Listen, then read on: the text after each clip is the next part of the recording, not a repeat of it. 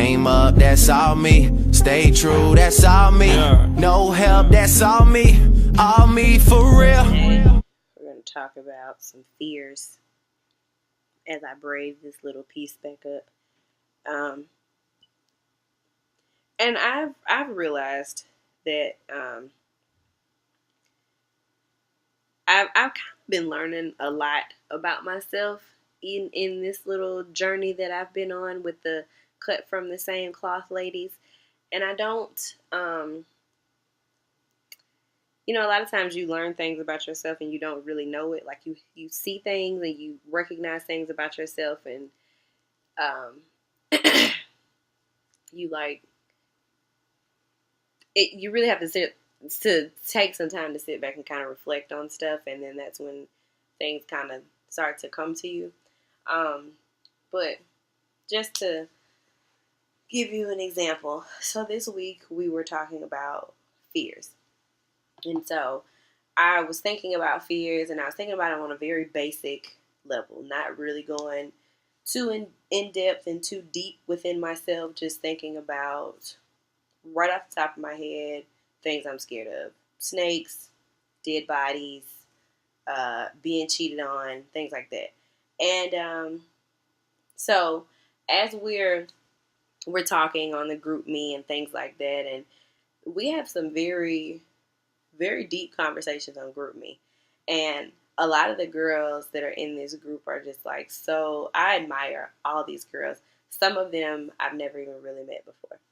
But just in looking at the conversations that we have, I really admire a lot of them. I really appreciate a lot of the things that they have to say, and I take heed to what they say.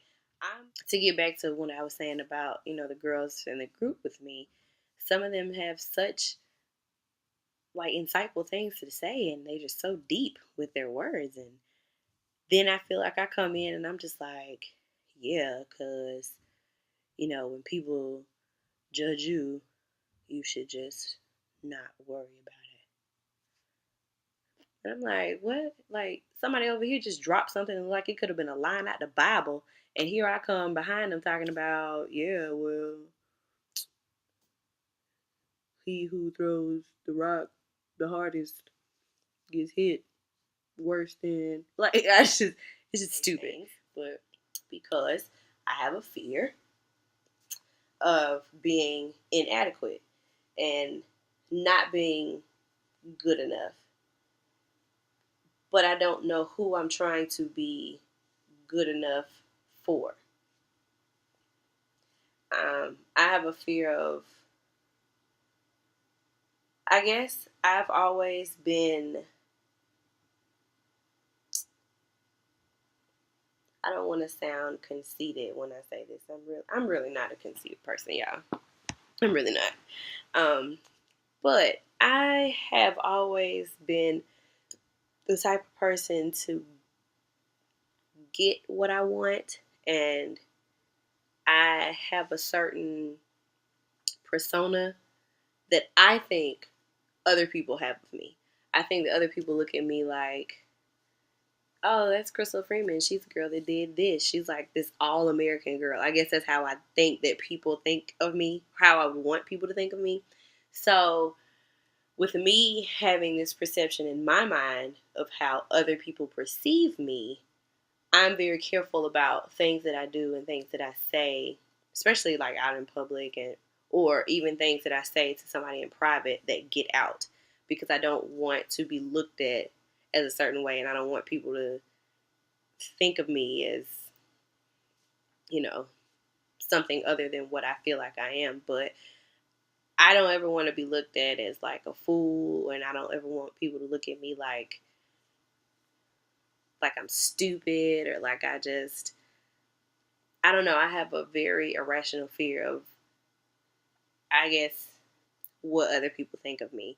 And I don't want the way that other people think of me to be a negative thing. I don't want for people to not know me well enough, and still have a certain idea of the type of person now that I am. When I got to pharmacy school, everybody that's in pharmacy school is smart.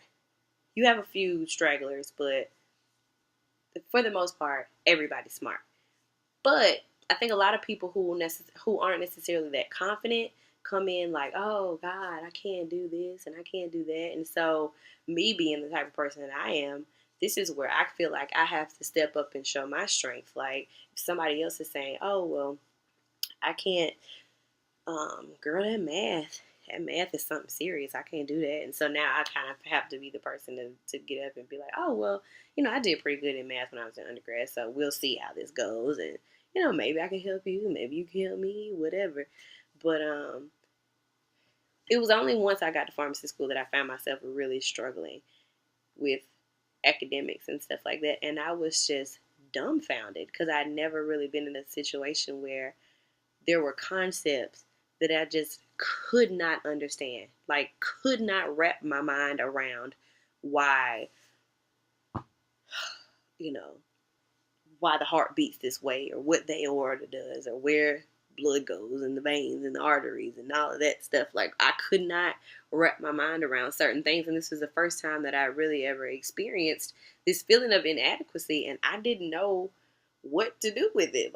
And so I think that I can be a bit of a people pleaser sometimes, and because of that, I sometimes do things for other people or make decisions about things that happen in my life based on the way that it would make somebody else feel versus how it would make me feel. I think that I'm very much a people pleaser. And I'm actually going to have to look that up because I want to see if that's like some weird characteristic of Pisces or something. Because I've been noticing that a lot, that I do that.